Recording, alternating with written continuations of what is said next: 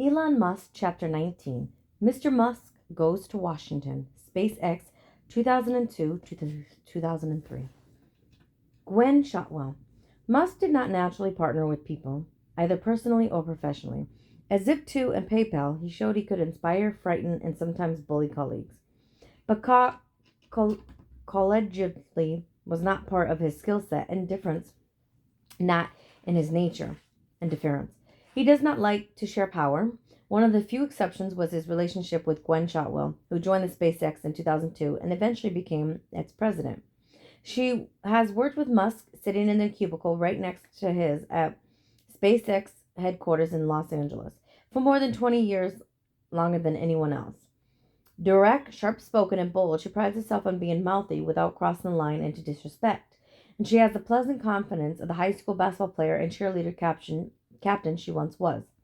Her easygoing assertiveness allows her to speak honestly to Musk without ranking him and to push back against his excesses while not nannying him. She can treat him almost like a peer but still show deference, never forgetting that he's the founder and the boss. Born Gwen Rowley, she grew up in the suburban village north of Chicago, where she was a sophomore in high school. When she went to her mother to a panel of the Society of Women Engineers with her mother, who she became fascinated by a well-dressed mechanical engineer who had her own construction business.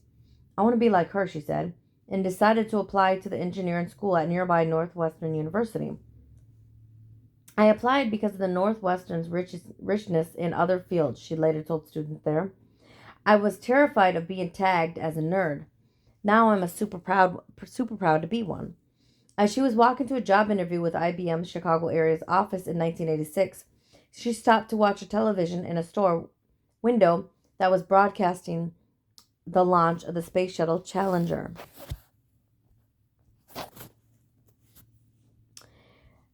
With teacher Krista McCluff aboard, which was supposed to be an inspirational moment, turned to horror when the Challenger exploded a minute after takeoff.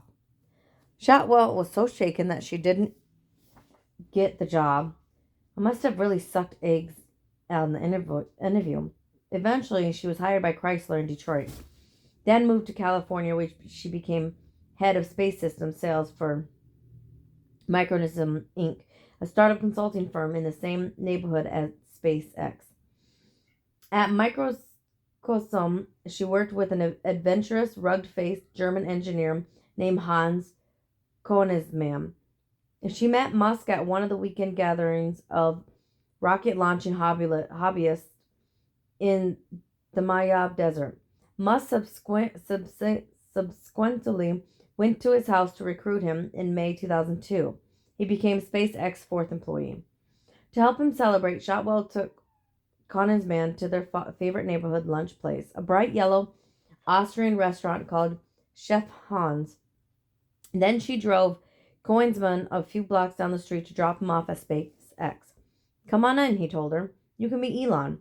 She found herself impressed with Musk's ideas for reducing the cost of rockets and making the parts in-house. He knew the details, she says, but she thought the team was clueless about how to sell its services. The guy you have doing discussions with possible customers is a loser, she told him bluntly. The next day, she got a call from Musk's assistant who said that she wanted to talk to her about becoming vice president of business development. Shotwell had 2 kids and was going through a divorce and was about to turn 40. The idea of joining a risky startup run by a mercurial millionaire did not have much appeal. She spent 3 weeks considering it before concluding that SpaceX had the potential to transform the skeletal rocket industry into something that was innovative.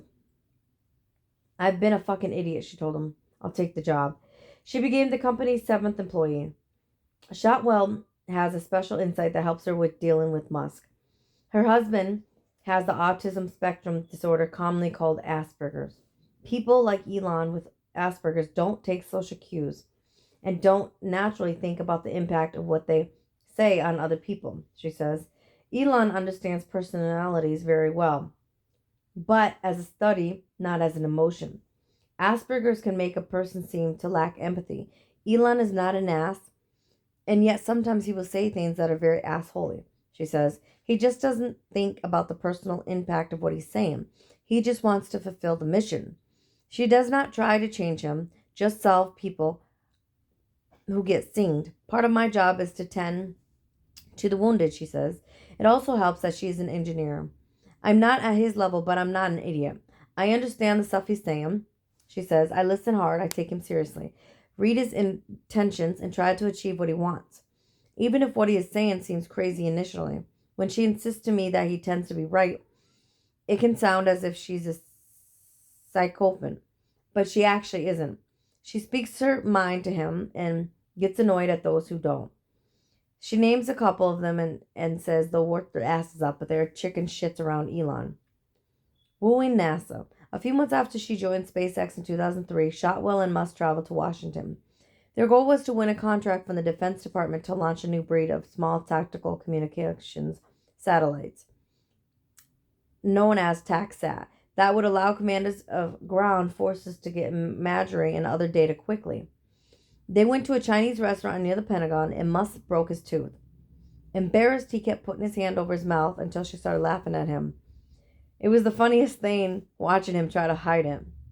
And they were able to find a late-night dentist who made a temporary cap so that Musk would be presentable for the Pentagon meeting the next morning. There they sealed the contract, SpaceX first, for $3.5 million. To drum up public awareness about SpaceX, Musk in December 2003 brought a Falcon 1 rocket to Washington for a public event outside of the National Aerospace Museum. SpaceX built a special trailer with a bright blue cradle to haul the 7-story rocket from Los Angeles, and Musk ordered a production crunch with a crazy deadline to get a prototype to the rocket ready for the trip.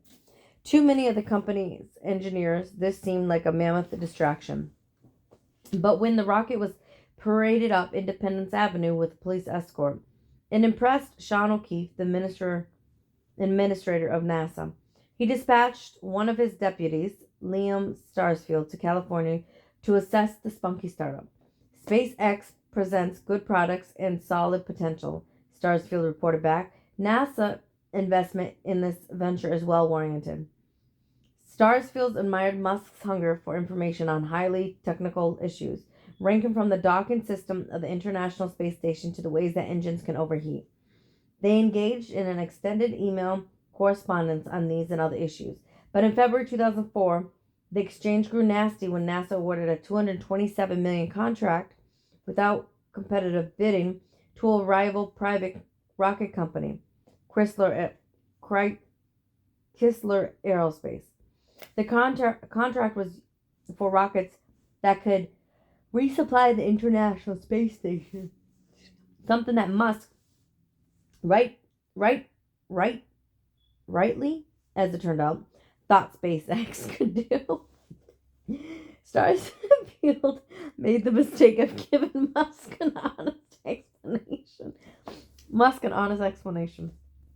Chrysler had been awarded the no-bid contract, he wrote, because its financial arrangements are shaky, and NASA did not want it to go bankrupt. There would be other contracts for SpaceX to bid on. Sarsfield assured Musk. That infuriated Musk, who contended that NASA should be in the business of promoting innovation, not propping up companies. Musk met with officials at NASA headquarters in May 2004 and, ignoring the advice of Shotwell, decided to sue them over the Chrysler contract. Everyone told me that it might mean we would never be able to work with NASA, Musk says. But what they did was wrong and corrupt, so I sued. He even threw Sarsfield, his strongest advocate within NASA, under the bus by including in the lawsuit his friendly email explaining that the contract was meant to be a lifeline for Chrysler. SpaceX ended up winning the dispute, and NASA was ordered to open the project to competitive bidding. SpaceX was able to win a significant portion of it. That was a huge upset. Literally imagine like a 10-1 odds underdog winning, Musk told the Washington Post. Davenport, it blew everyone's mind. Fixed price contracts. The victory was crucial not only for SpaceX, but for the American space program. It promoted an alternative to the cost plus contracts that NASA and the Defense Department had generally been using. Under those contracts, the government kept control of the project, such as building a new rocket or engine or satellite, and issued detailed specifications of what it wanted done. It would then award contracts to big companies such as Boeing and Lockheed Martin, which would be paid all of their costs plus a guaranteed profit. This approach became standard during World War II to give the government complete control over the development of weapons and to prevent the perception that contractors were war profiteering. On his trip to Washington, Musk testified before a Senate committee and pushed a different approach. The problem with the cost plus system, he argued, was that it stymied innovation. If the project went over budget, the contractor would get paid more.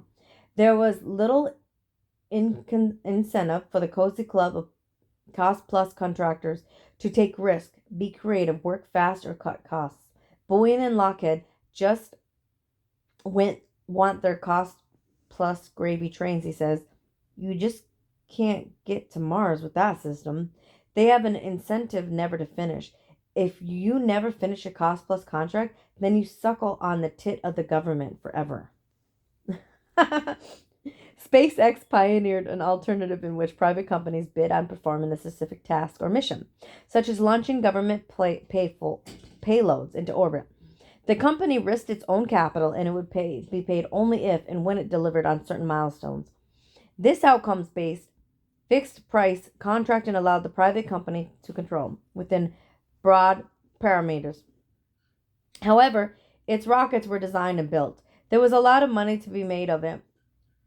Built a cost-efficient rocket that succeeded and a lot of money to be lost if it failed. It rewards results rather than waste, Musk says. Chapter 20, Founders. Tesla, 2003 to 2004. J.B. Staubel. Jeffrey Brian Staubel, known as J.B., was a corn-fed and clean-cut Wisconsin kid with a chipmunk smile who, as a 13-year-old nerd, refurbished the motor of a golf cart and fell in love with electric vehicles. He also liked chemistry. In high school, he did an experiment with hydrogen peroxide that blew up in his family's basement, leaving a permanent scar on his otherwise cherubic face.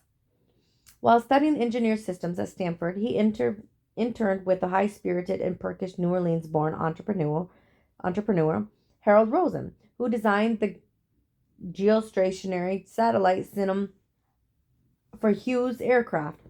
Rosen and his brother Ben were trying to build a hybrid car with a flywheel that would generate electricity. Staubel tried something simpler. He converted an old Porsche into an all-electric vehicle powered by traditional lead-acid car batteries. It had head-snapping acceleration, but its range was only 30 miles. After Rosen's electric car company failed, Staubel moved to Los Angeles. One night, in the late summer of 2003, he played host to 6 exhausted and smelly students from Stanford's solar car team, who had just completed a Chicago to Los Angeles race in a car powered by solar panels. They ended up taking most of the night, and their discussion turned to lithium-ion batteries, which were used in laptops. They packed a lot of power and could be strung together in large numbers. What if we could put 1,000 or 10,000 together? Staubel asked. They figured out that a lightweight car with a half-ton of batteries might just be able to make it across America. As dawn broke, they went into the backyard with some lithium-ion cells and hit them with hammers. As they would explode, it was a celebration of the future, and they made a pact. We've got to do this, Staubel said. Unfortunately, no one was interested in funding him until he met Elon Musk. In October 2003, Staubel attended a seminar at Stanford where Musk, who had started SpaceX the year before, was a speaker. His talk touted the need for entrepreneurial space activities led by a spirit of free enterprise. That prompted Staubel to push forward at the end in order to arrange a meeting with Harold Rosen. Harold was a legend in the space industry, so I invited them to come visit the SpaceX factory, Musk says. The factory tour did not go well. Rosen, then 77, was jovial and self-assertive as he pointed out the parts of Musk's design that would fail. When they went to lunch at a nearby McCormick, and Schmick's seafood restaurant, Musk reciprocated by denouncing as stupid Rosen's latest idea, which was building electric drones to deliver internet service. Elon is quick to form opinions, Straubel says. Musk remembers the intellectual sparely fondly. It was a great conversation because Harold and JB are very interesting people, even though the idea was dumb. Eager to keep the conversation going, Straubel changed the topic to his idea for building an electrical vehicle using lithium-ion batteries. I was looking for funding and being rather shameless, he says. Musk expressed surprise when Straubel explained how good the batteries had become. I was going to work on high-density energy storage at Stanford, Musk told him. I was trying to think of what would have the most effect on the world, and energy storage along with electrical vehicles were high on my list. His eyes lit up as he processed Straubel's calculations. Count me in, he said, committing to provide $10,000 in funding. Straubel suggested that Musk talk to Tom Gage and Alan Cohoney, who had co-founded a small company, AC Propulsion, that was pursuing the same idea. They had built a fiberglass prototype, which they dubbed the T-Zero, and Straubel called to urge them to give Musk a ride. Sergey Brin, a co-founder of Google, had suggested that they talk to Musk. So in January 2004, Gage sent Musk an email. Sergey, Brian, and JB Straubel both suggested you might be interested in driving our T-Zero sports car, he wrote. We ran it against a Viper last Monday, and it won 4 of 5 sprints on a 1/8 mile track. I lost one because I was carrying a 300-pound camera, ma'am. Do you have time for me to bring it by? Sure, Musk responded. I would really enjoy seeing it. Don't think it could beat my McLaren yet, though. A McLaren, boy, that could be a feather in my cap, Gage wrote back. I can have it there on February 4th. Musk was blown away by the T-Zero, even though it was a rough prototype without doors on a roof. You have to turn this into a real product, he told Gage. That could really change the world. But Gage wanted to start by building a cheaper, boxier, slower car. That made no sense to Musk. Any initial version of an electric car would be expensive to build, at least $70,000 a piece. Nobody is going to pay anywhere near that for something that looks like a crap, he argued. The way to get a car company started was to build a high-priced car first and later move to a mass-market model. Gage and Cocconi were sort of madcap inventors, he laughs.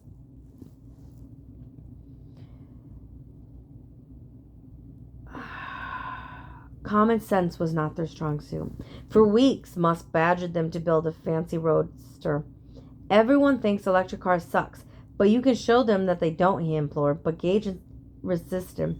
Okay, if you guys don't want to commercialize T-Zero, do you mind if I do? Musk asked. Gage assented. He also made a fateful suggestion. Musk should partner with a pair of car enthusiasts down the street who had a simpler idea.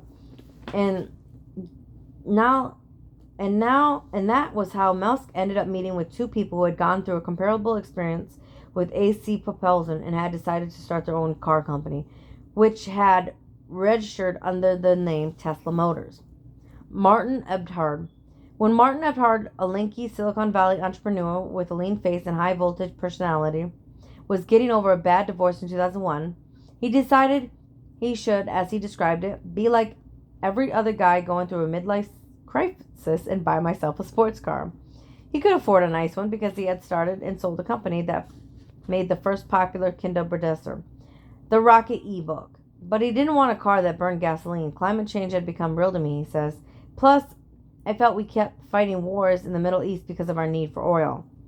Being methodical, he created a spreadsheet that calculated the energy efficient of different types of cars, starting with the raw fuel source. He compared gasoline, diesel, natural gas, hydrogen, and electricity from various sources. I worked through the exact math each step of the way, but when fuels come out of the ground to when they power the car, he discovered that electric cars, even in places where the electricity was generated from coal, were the best for the environment, so he decided to buy one. But California had just gutted its mandate. The auto companies offer some zero-emission vehicles, and General Motors quit making its EV1. That really shook me up, he says. Then he read about the T0 prototype made by Tom Gage and AC Propulsion. After seeing it, he told Gage he would invest $150,000 in the company if they would switch from lead-acid batteries to lithium-ion. The result was that George had a prototype T0 in September 2003 that could accelerate from 0 to 60 in 3.6 seconds and had a range of 300 miles. Eberhard tried to convince Gage and the others at AC Propulsion to start manufacturing the car, or at least build him one. But they didn't. They were smart people, but I soon realized that they were incapable of actually building cars. Eberhard says, that's when I decided I had to start a car company of my own. He made a deal to license electrical motors and drove train from AC Propulsions. He enlisted his friend Mark Tarpening, a software engineer who had been his partner at Rocket eBook. They devised a plan to start with a high-end open-body two-seat roadster and later build cars for the mass market. I wanted to make a sporty roadster that would absolutely change the way that people think about electric cars, Eberhard said, and then use it to build a brand. But what should that brand be? One night while on a dinner date at Disneyland, he was obsessing, somewhat unromantically, about what to name the new company. Because the car was going to use what was called an induction motor, he came up with the idea of naming it after the inventor of that device, Nikola Tesla. The next day he had coffee with Tarpening and asked his opinion.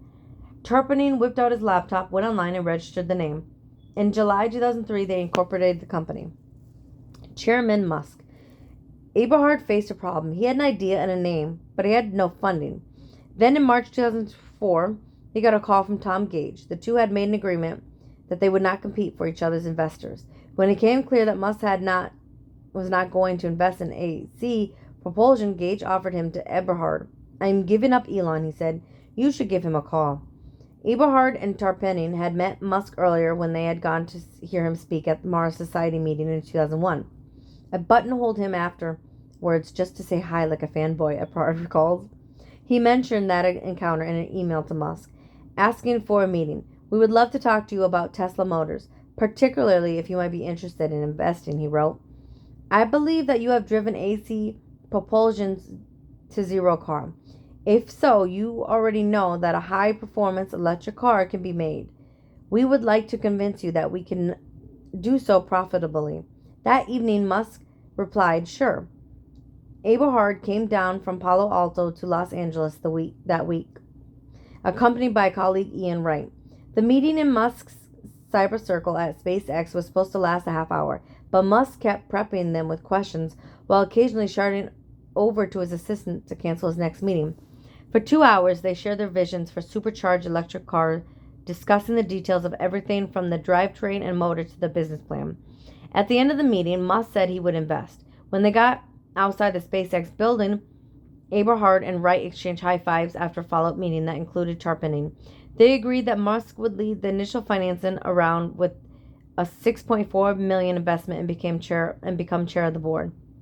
What struck Tarpening was that Musk focused on the importance of the mission rather than potential of the business. He clearly had already come to the conclusion that to have a sustainable future, we had to electrify cars.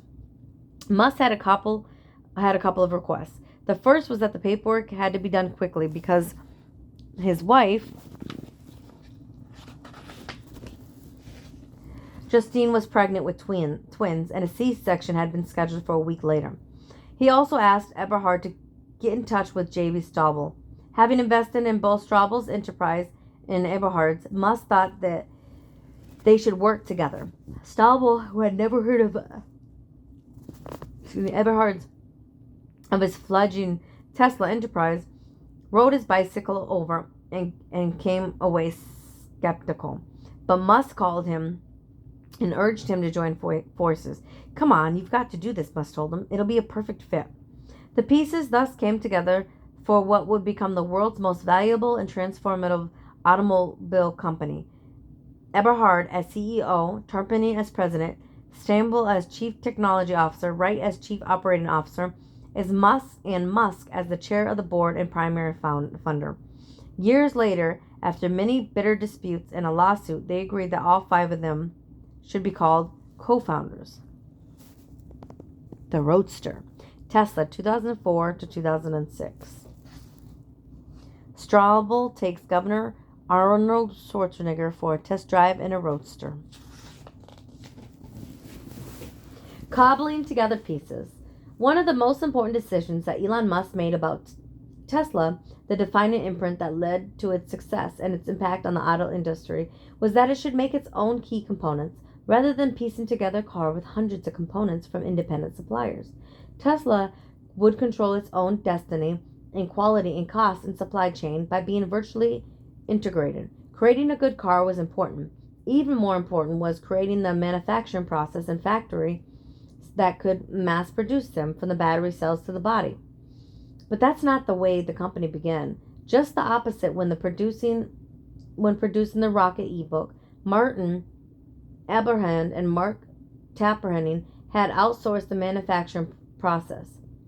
Likewise, when it came time to make Tesla's first car, the Roadster, they decided to cobble it together from components made by outside suppliers.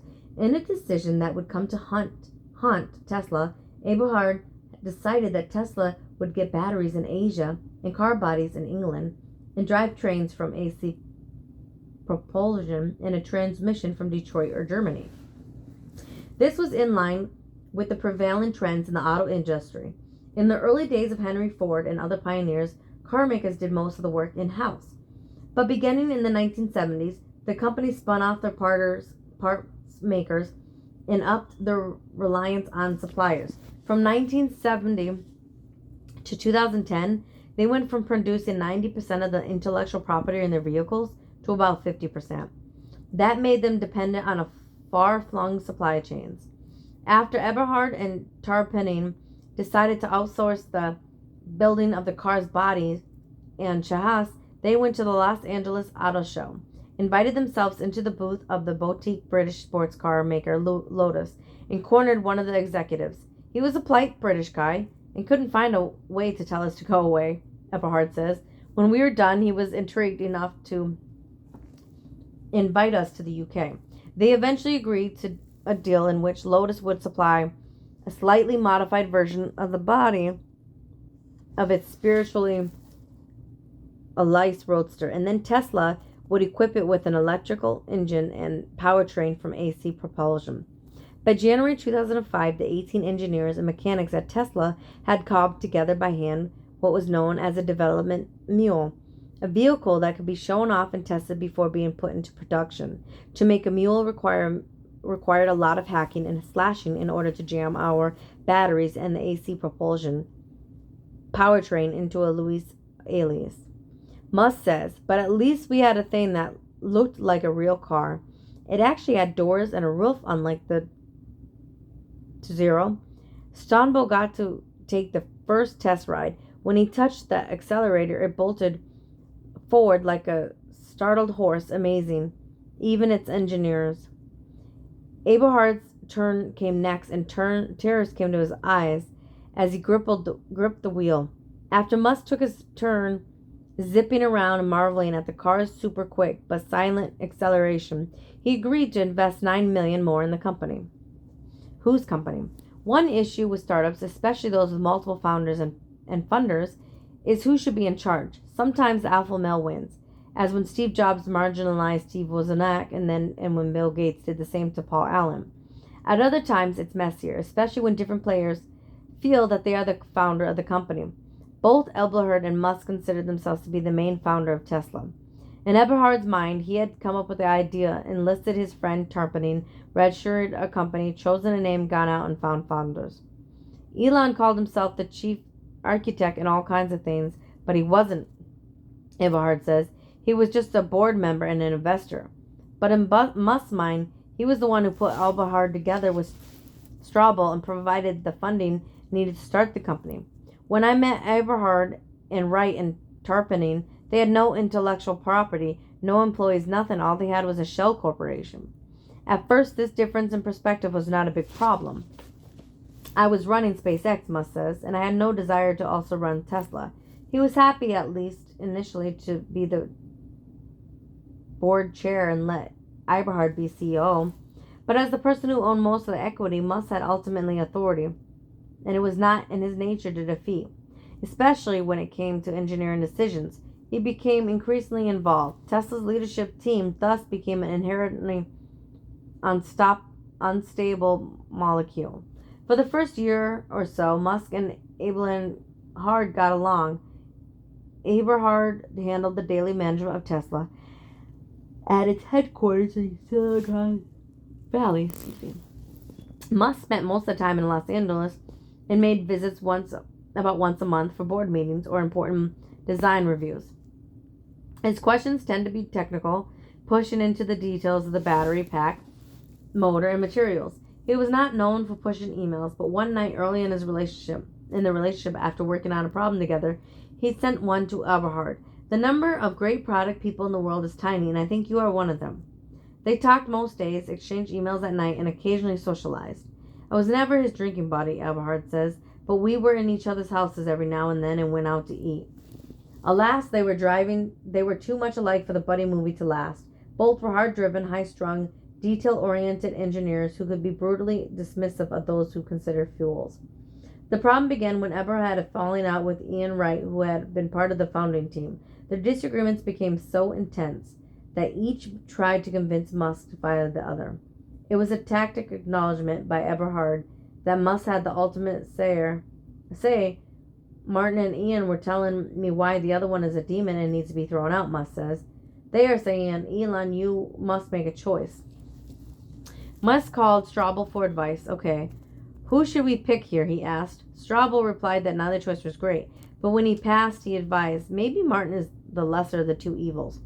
Musk ended up firing Wright, but the situation deepened his doubts about Eberhard. He also prompted him to become more involved in the management of Tesla. Design decisions. As Musk began to pay more attention to Tesla, he could not refrain from getting involved in design and engineering decisions.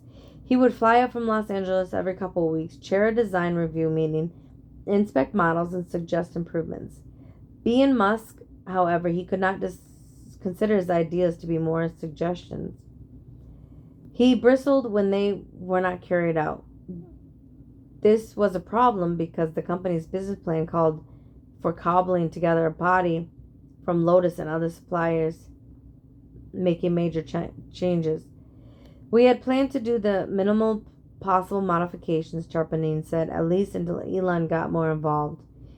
Eberhard tried to resist most of Musk's suggestions, even if they could make the car better, because he knew they would increase costs and cause delays. But Musk argued that the only way to jumpstart Tesla was to roll out a Tesla that wowed customers.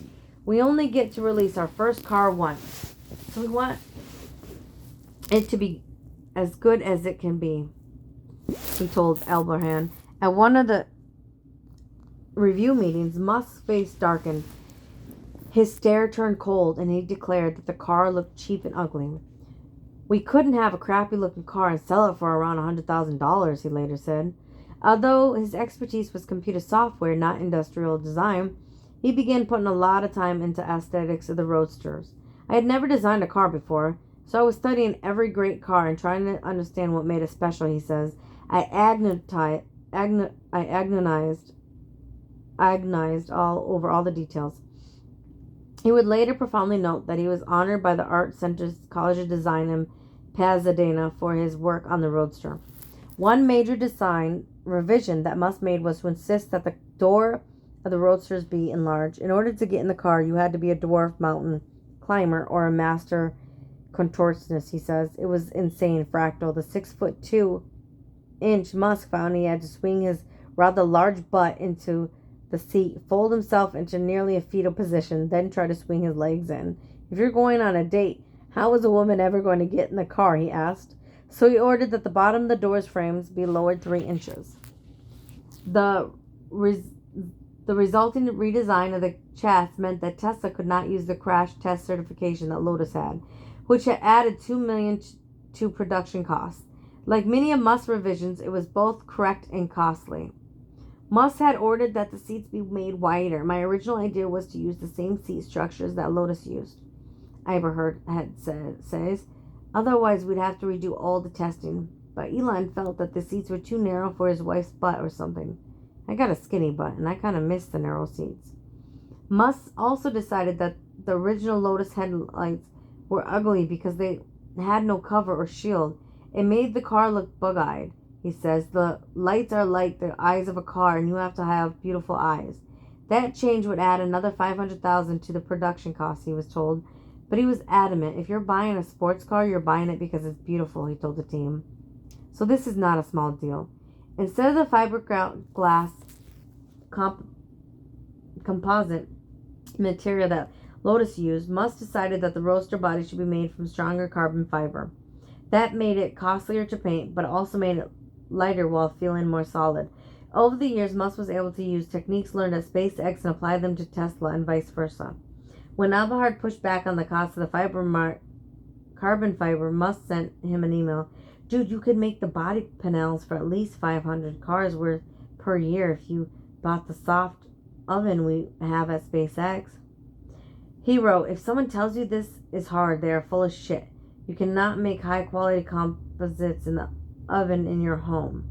No detail was too small to escape Musk's meddling.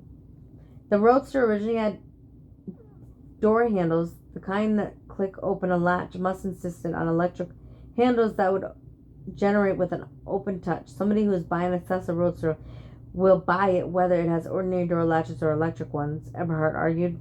It's not going to add a single unit to our sale. It was an argument he had made about most of Musk's design changes. Musk prevailed, and electrical door handles became a cool feature that helped define the magic of a Tesla.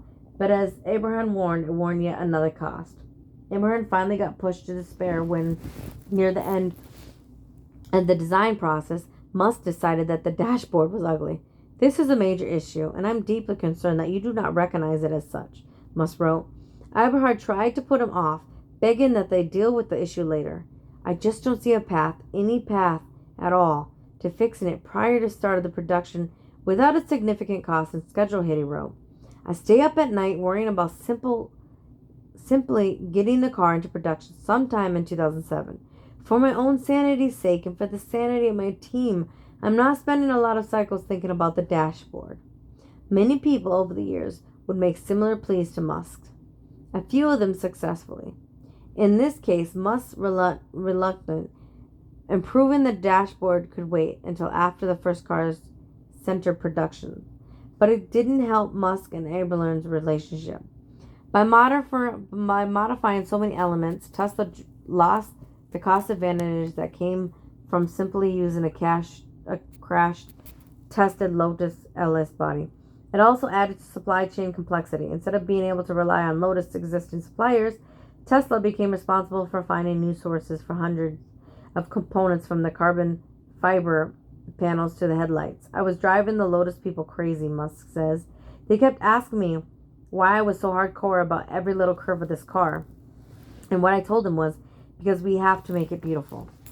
Raising more capital. Musk's modifications may have made the car more beautiful, but they also burned through the company's cash.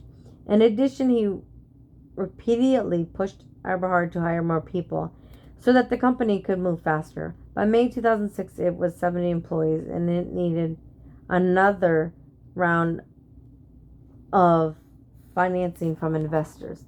Turpinning was acting as the company's chief financial officer. Even though his expertise was in computer software, not financing, he had the uneventful risk of telling Musk at a board meeting that they were running out of money.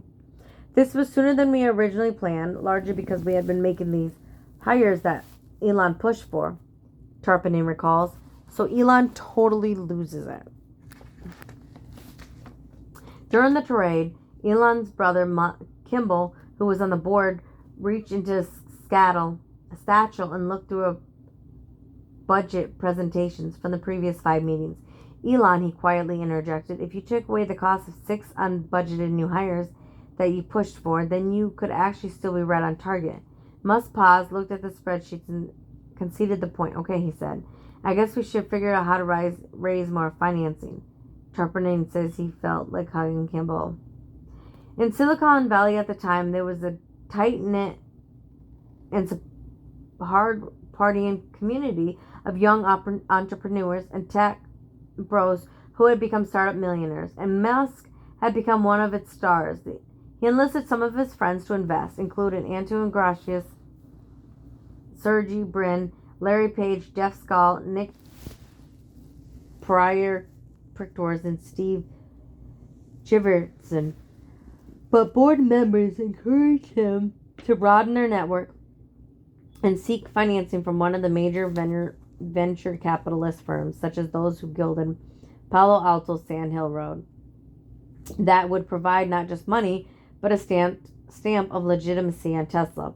First, he approached Sequin Capital, which had become king of the valley of being early backers of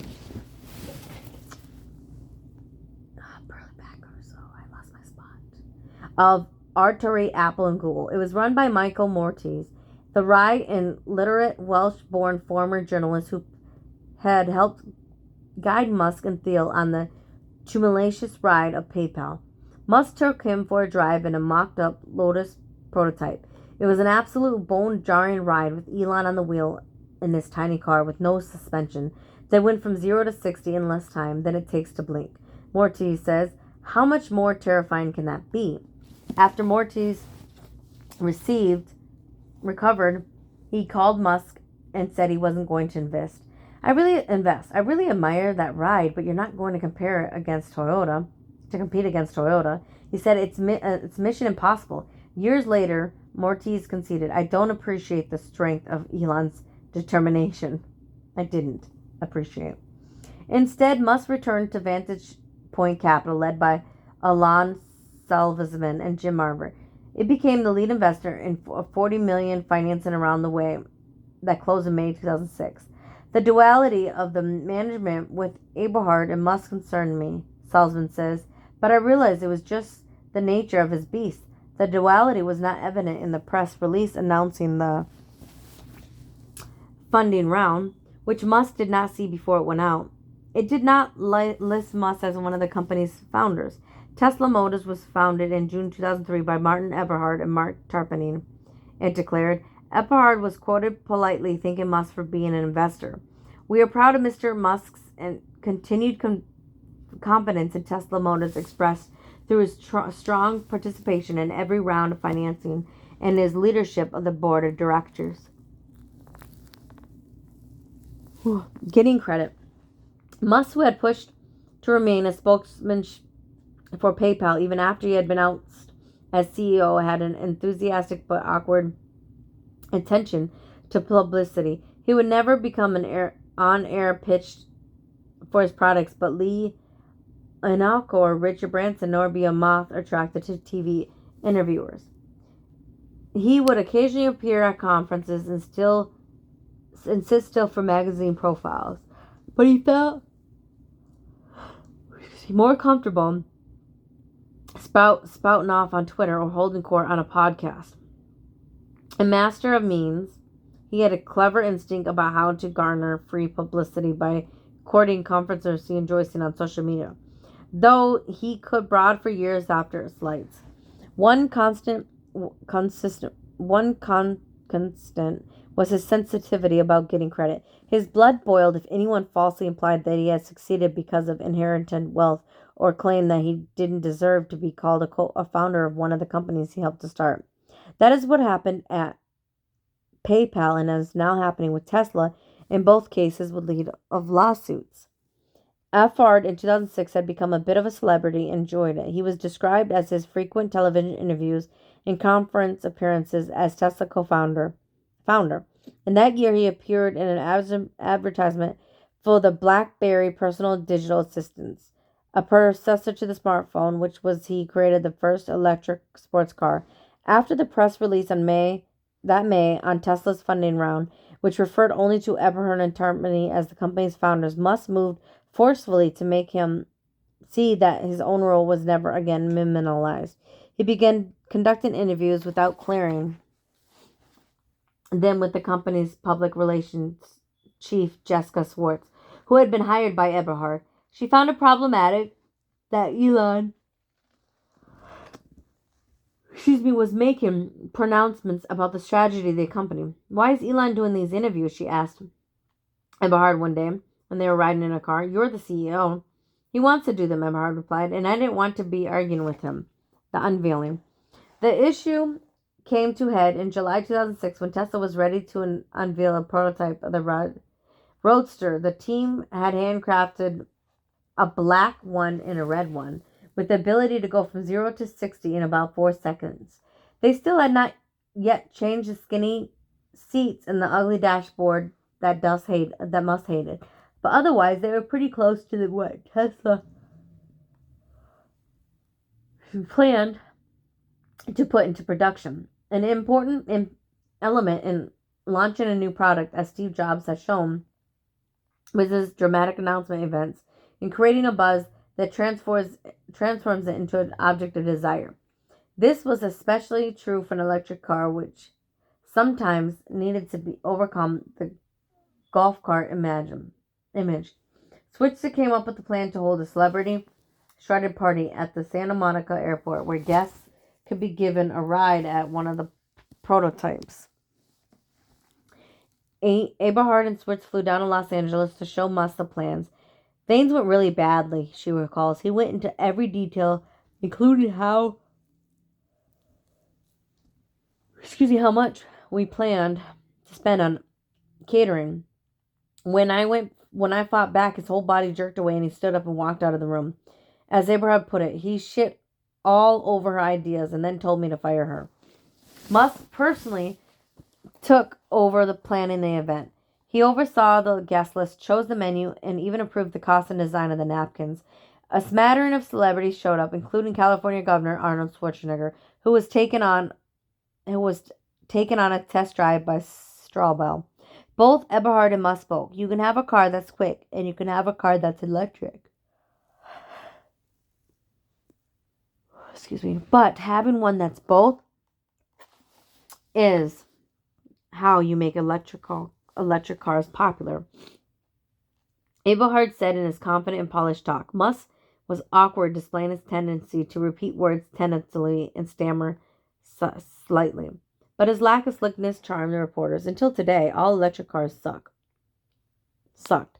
He declared buying the Roadster, he said, would help fund Tesla so that he could make it a mass market vehicle. Tesla executives are not paid high salaries. And when we don't issue dividends. All free cash flow goes completely into driving the technology to lower cost and make cars that are more affordable. The event got glowing coverage that is not your father's electric car, the Washington Post raved. The $100,000 vehicle with its sports car looks is more Ferrari than Prius and is more intense than granola. There was, however, one problem. Eberhard got almost all the credit. He set out to build a sleek, battery-powered performance machine. Weird gushed about him in a lavishly illustrated story. After reading biographies by John D. Lauren and Preston Tucker and reminding himself that launching a car company was a crazy idea, he did just that. Musk was mentioned as merely one of the investors Eberhard was able to enlist. Musk sent a sharp email to Tesla's vice president, who had the misfortune of taking on the political portfolio from the fired Switzer. The way that my role has been portrayed to date, where I am referred to merely as an early investor, is outrageous, he wrote. They would be like Martin calling an early employee. My influence on the car itself and my strong interests in electrical transport predators Tesla by a decade. Martin should certainly be the front and center guy, but the portrayal of my role to the date has been incredibly insulting. He added that he would like to talk to with every major politician within reason. The next day, the New York Times wrote a pain to Tesla, headlining 0 to 60 in 4 seconds. That did not even mention, they did not even mention Musk. Worse yet, Eberhard was described as Tesla chairman, and the only picture was of him standing with tarpaulin.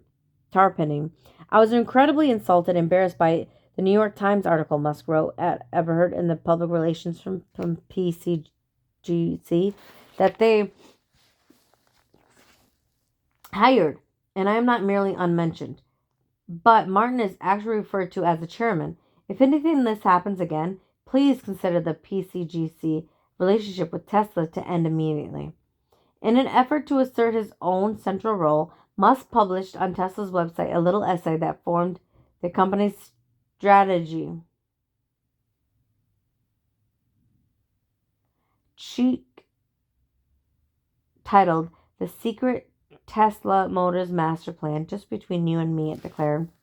The overarching purpose of Tesla Motors and the reason I am funding the company is to help expedite the move from a mine and burn hydrocarbon economy car towards a solar electric economy.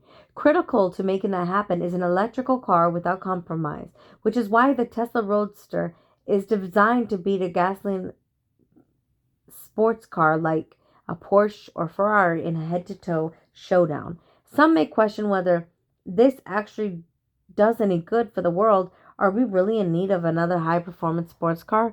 Well, it actually make a difference to global carbon emission. Well, the answers are not too much. However, that misses the point. Unless you are understanding the secret mastery plan alluded to above, almost any new technology initially has a high unit cost before it can be optimized, and this is no less true for electric cars. The strategy of Tesla is to enter at the high end of the market where customers are prepared to buy a premium and then drive down market as far as possible to higher unit volume and lower prices with each successive model. Musk also propelled himself towards celebrity by giving a tour of the SpaceX factory to the actor Robert Downey Jr. and director Jon Favreau, who were marketing the superhero movie Iron Man. Musk became a model for the title character Tony Stark, a celebrity industrial and engineer who was able to transform himself into an Iron Man with the mechanical suit he designed. My mind is not easily blown, but this place and this guy are amazing, Downey later said. He asked that a Tesla Roadster to be put in a movie set depicting Star Wars shop. Musk later appeared briefly as himself in Iron 2. The purpose of the Roadster unveiled in 2006 accomplished the first step Musk outlined, sheltering the illusion that electric cars were destined to be boxy versions of the golf cart. Governor Schwarzenegger plunked down $100,000 deposit for one, as did the actor George Clooney, Musk's neighbor in Los Angeles. Joe Francis, who produced the Girls Gone Wild television series, sent an armored truck with his $100,000 deposit in cash. Steve Jobs, who loved cars, showed a picture of a Roadster to one of his board members. Mickey Drexler told the CEO of J. Crew, "Creating the engineer this good as the beautiful part," Jobs said. GM had recently discontinued its own lame version of electrical car, the EV1, and the filmmaker Chris Payne came out with a scratch documentary titled "Who Killed the Electric Car?" Now Musk and Abraham had their plucky team at Tesla was poised to revive the future. One evening, Eberhard was driving his Roadster around Silicon Valley when a kid in a super pimped Audi pulled up beside him. As the light changed, everyone left him in the dust. The same thing happened at the night. Same thing happened the next two lights. Finally, the kid rolled down his window and asked Eberhard what he was driving. "It's electric," Eberhard said. "There's no way you can beat it."